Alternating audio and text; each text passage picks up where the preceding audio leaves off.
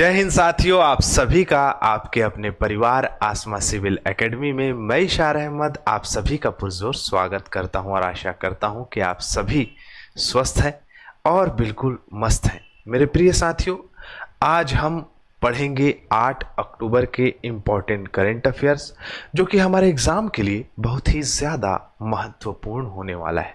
तो वीडियो में शुरू से अंत तक बने रहें, किसी भी प्रकार से वीडियो को लाइक नहीं करिएगा। और मेरे प्रिय साथियों, हमारे जो आने वाले एग्ज़ाम हैं लाइक एनटीपीसी जो आने वाला है आरआरबी का, वो व्यापम में बहुत सारी संभावनाएं हैं कि सब इंस्पेक्टर का एग्ज़ाम हो सकता है, एडीईओ का एग्ज़ाम हो सकता है और बहुत सारे विभागीय एग्ज़ाम्स होंगे। साथ ही साथ सीजीपीएससी प्रीलिम्स, एसएससी, रेलवे सभी कॉम्पिटिटिव एग्ज़ाम्स के लिए जो कि आपके जिसमें जो है आपका करंट अफेयर पूछा जाता है, उसके लिए ये बहुत ही महत्वपूर्ण हो जाता है। तो वीडियो में शुरू से अंत तक बने रहें। और अगर आप सभी चैनल में नए नए हैं तो चैनल को सब्सक्राइब कर लें, और पहले से अगर इस चैनल में हैं तो मेरे प्रिय साथियों इस वीडियो को शेयर ज़रूर करिएगा। चलिए अपना सत्र प्रारंभ करते हैं। आज की सकारात्मकता है, काफ़ी लंबी चौड़ी सकारात्मकता है। लेखक कहता है, जीवन में शांति चाहते हैं तो दूसरों की शिकायतें करने से बेहतर है खुद को बदल लें। बहुत ही सत्यता है इस बात में, क्योंकि पूरी दुनिया में आप कारपेट बिछाने लगेंगे, उससे बेहतर यह है कि आप चप्पल पहन लें। यह अधिक सरल हो जाएगा। मेरे प्रिय साथियों, जितना आप दूसरों के बारे में सोचेंगे उतना ज़्यादा नकारात्मकता आपकी मानसिकता में पहुंचेगी। उससे बेहतर यह है कि आप स्वयं के बारे में सोचें और स्वयं के बारे में भी अच्छी बातें सोचें, सकारात्मक बातें सोचें, बहुत ही सुंदरतम बातें सोचें, और जैसा हम सोचते हैं वैसा हम बनते जाते हैं। आशा करता हूँ मेरी बातें आप लोगों को समझ में आ रही होगी। तो चलिए अपना सत्र प्रारंभ करते हैं। लास्ट टाइम जो मैंने प्रश्न पूछा था कि 25वां लाल बहादुर शास्त्री राष्ट्रीय उत्कृष्टता पुरस्कार 2024 से किसे सम्मानित किया गया है? श्रीमती राजश्री बिड़ला जी को यह सम्मानित किया गया था इस पुरस्कार से।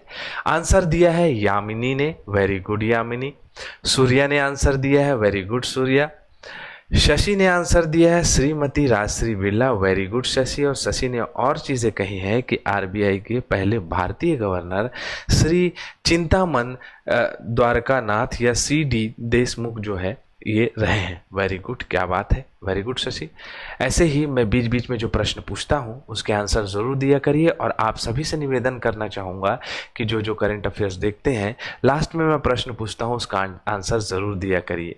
तो कमेंट्स भी आएंगे आपके और मैं आपको रिप्लाई भी करूँगा। अगर किसी प्रकार का डाउट होगा तो वो भी मुझसे पूछ लिया करिए, ठीक है। चलिए, भारतीय वायुसेना दिवस कब मनाया जाता है? तो मेरे प्रिय साथियों, आज के दिन मतलब 8 अक्टूबर को मनाया जाता है भारतीय वायुसेना दिवस, क्योंकि इसी दिन ही वायुसेना का जो है गठन हुआ था। मुख्य रूप से ब्रिटिश शासनकाल में इसका जो है आपका गठन हुआ था 8 अक्टूबर 1932 में, जो कि राष्ट्रीय सुरक्षा संगठनों में भारतीय वायुसेना के बारे में जागरूकता बढ़ाने के लिए मनाया जाता है। इस मतलब आपका 8 अक्टूबर को। अगर हम भारतीय वायुसेना की बात करें तो द्वितीय विश्व युद्ध के दौरान भारतीय वायुसेना के जवानों के साहस चलते रॉयल इंडियन एयर फोर्स के नाम से इसे जाना जाता था। 1950 में रॉयल हटाकर इंडियन एयर फोर्स इसका नाम रख दिया गया था, ठीक है। चले आगे बढ़ते हैं। पर्यटन विकास को समर्थन देने के लिए एडीबी मतलब कि एशियन डेवलपमेंट बैंक, जो कि एक वित्तीय संस्थान है, एशिया में स्थित देशों को ऋण प्रदान करता है उनके उत्थान के लिए, उनके सभी डायमेंशन के क्राइटेरियाज को इंक्रीमेंट के लिए या इंक्रीज करने के लिए। कितना दिया है भाई पर्यटन को? तो पर्यटन विकास के लिए बेसिकली हिमाचल प्रदेश राज्य को 162 करोड़ रुपए, 162 करोड़ नहीं होगा, 162 मिलियन डॉलर ऋण प्रदान किया है। सोचिए, ये प्रमुख वित्तीय सहायता इस प्रकार से है कि किसी भी राज्य को अगर ये ऋण मिलता है तो उस राज्य के पर्यटन स्थानों में काफ़ी ज़्यादा उन्नति होगी। आइए समय आने पर देखते हैं कि कितना इसमें खर्च किया जाता है और कितना अंदर हो जाता है। खैर, इसमें हम बात नहीं करते। यह ऋण राज्य सरकार की सतत और समावेशी पर्यटन विकास परियोजना को वित्त पोषण के लिए प्रदान किया जा रहा है। बेसिकली अगर हम बात करें, भारत को भी अन्य ऋण दिया है इसने, जैसे 2.6 बिलियन अमेरिकी डॉलर 2023 के कैलेंडर में दिया है 2024 में, जो कि भारत की मतलब इंफ्रास्ट्रक्चर डेवलपमेंट और अन्य क्षेत्र में आपका जलवायु परिवर्तन या जलवायु लचीलापन को मजबूत बनाने के लिए जो है दिया गया है। ठीक है। एशियन विकास बैंक की बात करें तो 19 दिसंबर 1966 में इसकी स्थापना हुई है। मनीला में इसका मुख्यालय है। भारत सहित 31 देश इसमें शामिल है। वर्तमान में 68 सदस्य हैं, जिसमें 49 एशिया प्रशांत क्षेत्र के हैं, मतलब एशिया महाद्वीप के हैं, और 19 क्षेत्र जो है बाहर से हैं। ठीक है। चलो, RBI reserve bank of India ने निम्नलिखित में से किसे पदोन्नति करके कार्यकारी निदेशक बना दिया है? ईडी बना दिया है इन्हें, है ना। तो किसे बनाया गया है? तो अविरल जैन जी को, किसे? अविरल जैन जी को जो है क्या बनाया गया है? तो ईडी बनाया है आरबीआई का।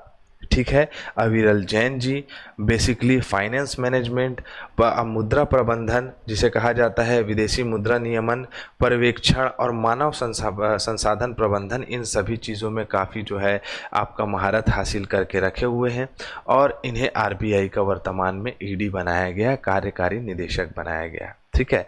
आरबीआई के बारे में जानकारी मैं देते रहता हूँ, स्टैटिक पोर्शन अगर पढ़ें तो आरबीआई के पहले आपका गवर्नर जो थे वो श्री ऑसबॉर्न स्मिथ थे, 1935 टू 1937। आरबीआई के पहले भारतीय गवर्नर सीडी देशमुख, जिसकी बात चर्चा हमने क्लास स्टार्ट करने से पहले शशि के कमेंट में पढ़ा था।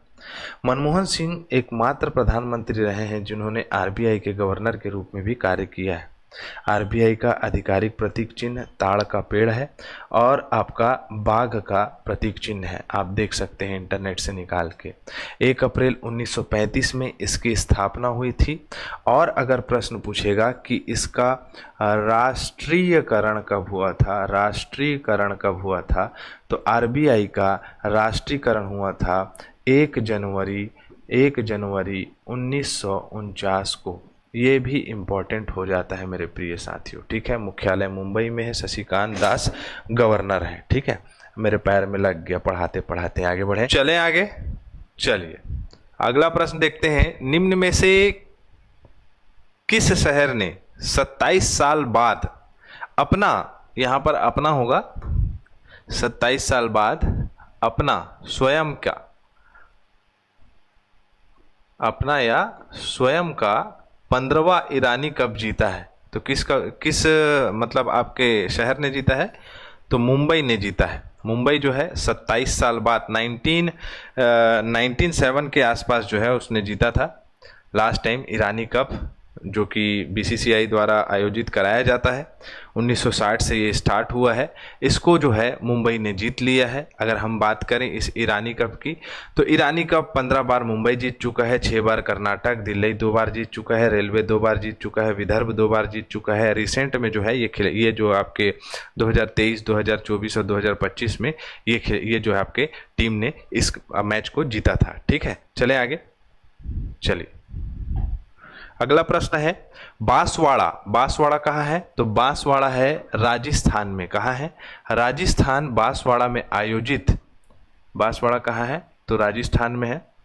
आयोजित आदि गौरव सम्मान समारोह की अध्यक्षता किसने की है? तो किसने की है? तो आदरणीय सम्माननीय भारत देश की प्रथम नागरिक राष्ट्रपति द्रौपदी मुर्मू जी ने इसकी अध्यक्षता की है। राजस्थान में ये एक बहुत अच्छी पहल है, पहला संस्करण रहा है, 4 अक्टूबर को आयोजित कराया गया था।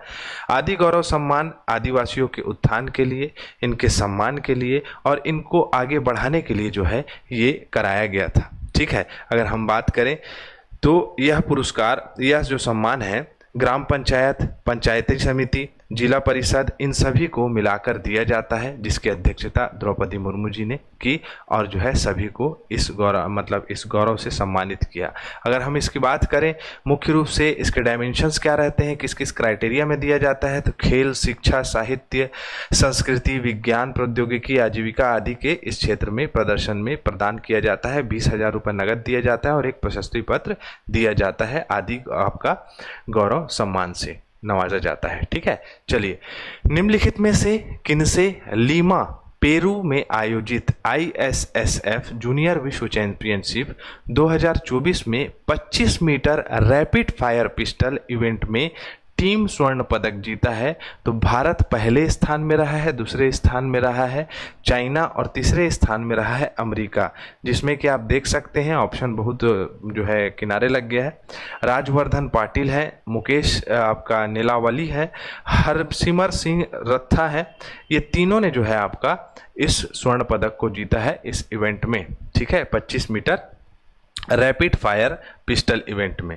ठीक है, पदक तालिका में जैसे कि मैंने कहा कि पहले नंबर में भारत है, फिर उसके बाद है People Republic of China, then उसके बाद संयुक्त राज्य अमेरिका। ISSF जूनियर चैंपियनशिप जिसे कहा जाता है, ये ISSF जूनियर विश्व चैंपियनशिप अंतर्राष्ट्रीय शूटिंग फेडरेशन के द्वारा कराया जाता है। ओलंपिक समिति का ही ये एक अंग है जो कि शूटिंग प्रतियोगिता को आयोजित कराता है। ठीक है, 2017 में जो है इसे स्टार्ट किया गया है और बेसिकली ये बहुत ही अच्छा कार्य है ओलंपिक के क्षेत्र में खिलाड़ियों को अवसर देने का। अगला प्रश्न है, भारत अंतर्राष्ट्रीय विज्ञान महोत्सव का 10वां संस्करण 30 सितंबर से 3 दिसंबर 2024 तक आयोजित कराया जा रहा है। और कहाँ आयोजित कराया जा रहा है? तो असम के गुवाहाटी में। कहाँ? असम के गुवाहाटी में जो है इसे आयोजित कराया जा रहा है, जिसमें विज्ञान के क्षेत्र में जितनी भी संभावनाएं हैं युवाओं के प्रति और भारत के उत्थान के प्रति उस पर कार्य किया जाएगा। विज्ञान को बढ़ावा देना, नवाचार को बढ़ावा देना, सामाजिक जागरूकता पैदा करना, ये मुख्य इसका कार्य रहेगा। अगर थीम की बात करें तो भारत को विज्ञान और प्रौद्योगिकी के संचालन में वैश्विक विनिर्माण के केंद्र में बदलना। मुख्य रूप से विनिर्माण मतलब कि इंफ्रास्ट्रक्चर डेवलपमेंट और अन्य सारी चीज़ों में जो है बढ़ावा देना इसका मुख्य कार्य है। भारत अंतर्राष्ट्रीय विज्ञान महोत्सव 2015 से प्रारंभ हुआ है, विज्ञान और प्रौद्योगिकी मंत्रालय के अंतर्गत आता है। 9वां भारत अंतर्राष्ट्रीय विज्ञान महोत्सव जो है वो फरीदाबाद हरियाणा में आयोजित कराया गया था। ठीक है, चले प्रजा फाउंडेशन द्वारा जारी शहरी शासन सूचकांक में कौन सा राज्य पहले स्थान पर है? तो प्रजा फाउंडेशन एक जो है आपका प्राइवेट फाउंडेशन है जिसके द्वारा शहरी शासन सूचकांक निकाला गया।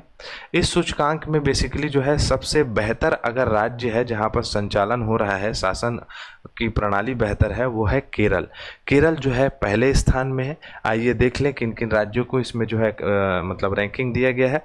तो शीर्ष प्रदर्शन करने वाले 3 राज्य केरल है, उड़ीसा है, महाराष्ट्र है, देन चौथा है छत्तीसगढ़ और मध्य प्रदेश जो है वो आपका 5वें नंबर में है। ठीक है, निम्न प्रदर्शन करने वाले 3 राज्य जो है नागालैंड है, मणिपुर, मेघालय, पंजाब और चंडीगढ़। उद्देश्य क्या है? तो शहरी सरकारों को सशक्त बनाना, स्थानीय शासन और नागरिकों की भागीदारी को बढ़ाना ताकि योजनाओं को बेहतर तरीके से लागू किया जा सके। इन सभी चीज़ों में इस संस्थान की क्या रहती है? तो नज़र रहती है। ठीक है, आगे बढ़ें। चलो अब कर लेते हैं फटाफट रिवीजन। विश्व कपास दिवस कब मनाया जाता है? तो हर साल 7 अक्टूबर को कपास मनाया जाता है। भारतीय रिजर्व बैंक की मौद्रिक नीति समिति के नए सदस्य के रूप में तीनों को रखा गया है, तीनों को नया सदस्य नियुक्त किया गया है। राम सिंह, प्रोफेसर राम सिंह, स्वागत भट्टाचार्य और डॉक्टर नागेश कुमार। ठीक है, अक्टूबर 2024 में केंद्र सरकार द्वारा किन भारतीय भाषाओं को शास्त्रीय भाषा का दर्जा दिया गया है? मराठी, पाली, प्राकृत, असमिया और आपका बंगाली। उपरोक्त सभी टोटल 11 हमारी शास्त्रीय भाषाएं हो गई है। भारत सरकार द्वारा टिकाऊ कृषि एवं खाद्य सुरक्षा और कृषि आत्मनिर्भरता को बढ़ाने के लिए समग्र योजना शुरुआत की है जो कि PMRKVI के नाम से जाना जाता है और KY के नाम से जाना माना जाता है। ठीक है, चलिए अक्टूबर 2024 में भारत सरकार ने किस अंतर्राष्ट्रीय एजेंसी को शामिल होने की स्वीकृति दी है? तो अंतर्राष्ट्रीय ऊर्जा दक्षता हब। आईसीसी महिला T20 विश्व कप कहाँ आयोजित कराया जा रहा है? तो यूएई में, मतलब संयुक्त राज्य अमीरात में। हमारी भारतीय खिलाड़ियों ने बहुत अच्छा प्रदर्शन किया है और हाल ही में पाकिस्तान को परास्त किया है। खालिस्तान ने 5 अक्टूबर 2024 को महाराष्ट्र में वाशिम बंजार संग्रहालय का उद्घाटन किया। तो प्रधानमंत्री नरेंद्र मोदी जी ने। भारत $700 मिलियन विदेशी मुद्रा भंडार वाला दुनिया का कौन सा क्रम का देश बन गया है? तो चौथा क्रम का देश बन गया है। विश्व में खाद्य तेलों का सबसे बड़ा आयातक देश कौन सा हो गया है? आपको आंसर देना है। तो हमारा सत्र यहाँ कंप्लीट होता है।